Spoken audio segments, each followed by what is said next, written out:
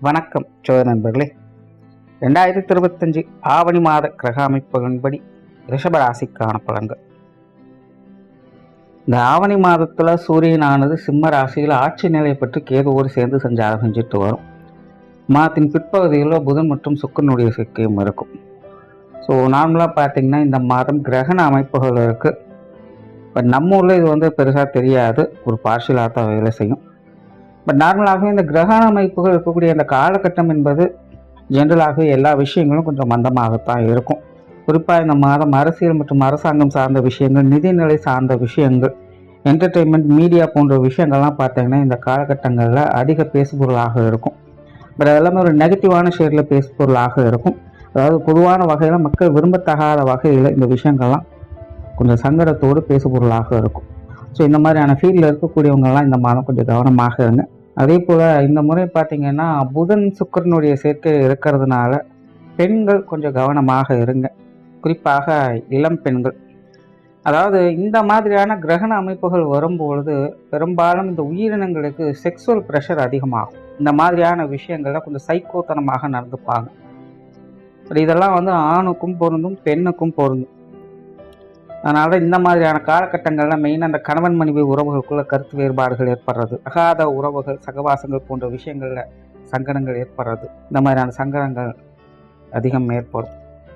அதிலும் இன்னைக்கு இருக்கக்கூடிய காலகட்டங்களில் நாட்டு நடப்பின் அடிப்படையில் பார்க்கும்போது பெண்கள் இந்த மாதிரியான விஷயங்களில் கொஞ்சம் கூடுதல் கவனத்தோடு இருக்க வேண்டியதாக தான் இருக்குது. ஸோ இந்த மாதம் நியூஸ்லேயே பார்த்தீங்கன்னா பெண்கள் அப்படி பாதிக்கப்பட்டாங்க, இப்படி பாதிக்கப்பட்டாங்கன்னு நிறைய நியூஸ் வரும். இது ஆவணி மாதம் ஃபுல்லாகவே வேலை செய்யுது. ஸோ கொஞ்சம் கவனமாக இருங்க.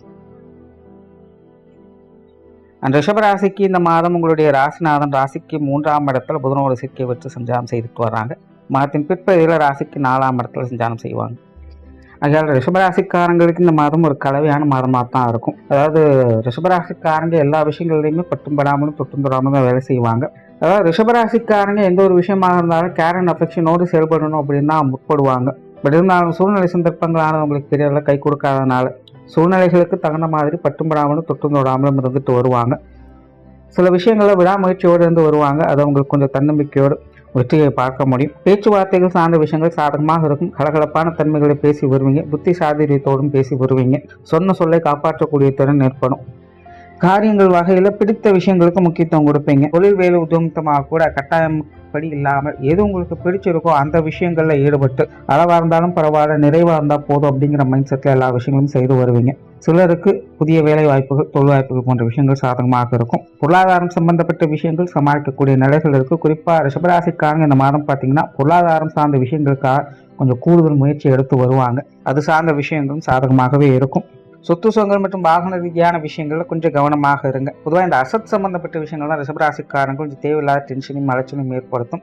முடிஞ்ச அளவுக்கு இந்த மாதம் இது சார்ந்த விஷயங்களை கொஞ்சம் தள்ளி போட்டுக்கிறது நல்லது. அதே போல் கோர்ட்டு கேஸு, பஞ்சாயத்து போன்ற விஷயங்கள், இது சார்ந்த விஷயங்கள் முடிஞ்ச அளவுக்கு கொஞ்சம் நிதானத்தை கடைபிடிச்சிக்கோங்க. அதே போல் இந்த பாகப்பிரிவினைகள் போன்ற விஷயங்கள் செயல்படுறது அல்லது பேச்சுவார்த்தைகள் சார்ந்த விஷயங்கள்லாம் கொஞ்சம் நிதானத்தை கடைபிடிச்சிக்கிறத முடிஞ்சால் தள்ளி போட்டுக்கோங்க. குடும்ப விஷயங்கள், காரியங்கள் சாதகமாக இருக்கும். குடும்ப தேவைகள் பூர்த்தியாகும். குடும்பத்தில் ஒற்றுமையை அதிகம் விரும்புவீங்க. குடும்பத்தில் கொஞ்சம் கேர் அண்ட் அஃபெக்ஷன் அதிகமாகவே இருக்கும். குடும்ப உறவுகளும் அவ்வப்போது காரசாரமான தன்மைகளை காட்டினாலும் உங்கள் மேல் ஒரு கரிசனையான விஷயங்களை காட்டி வருவாங்க. பெற்றோர்கள் வகையில் மட்டும் கொஞ்சம் காரசாரமான விஷயங்கள், தேவையில்லாத கான்ட்ரவர்சியான சமாச்சாரங்கள் அதிகமாக இருக்கும். இவங்க வகையில் மட்டும் கவனம் தேவை. மற்றபடி உடன்பிறப்புகள், கணவன் மனைவி உறவுகள், குழந்தைகள் சார்ந்த விஷயங்கள் எல்லாமே சாதகமாக இருக்கு. காதல் சம்பந்தப்பட்ட விஷயங்கள் திருப்திகரமாக இருக்கும். வாழ்க்கை துணையின் வகையில் எதிர்பார்ப்புகள் பூர்த்தியாகும். கணவன் மனைவி உறவுகளுக்குள் அந்யோன்யத்தன்மை ஏற்படும்.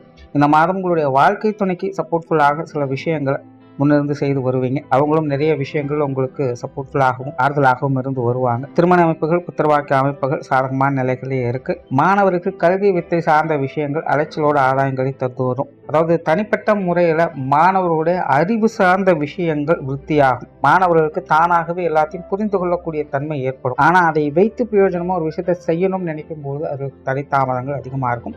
ஸோ இப்போதைக்கு அறிவு ஞானம் அப்படிங்கிறது மாணவர்களுக்கு சிறப்பாக இருக்குது. மற்ற விஷயங்கள் எல்லாமே ஒரு அளவான நிலைகளில் தான் இருக்கும்.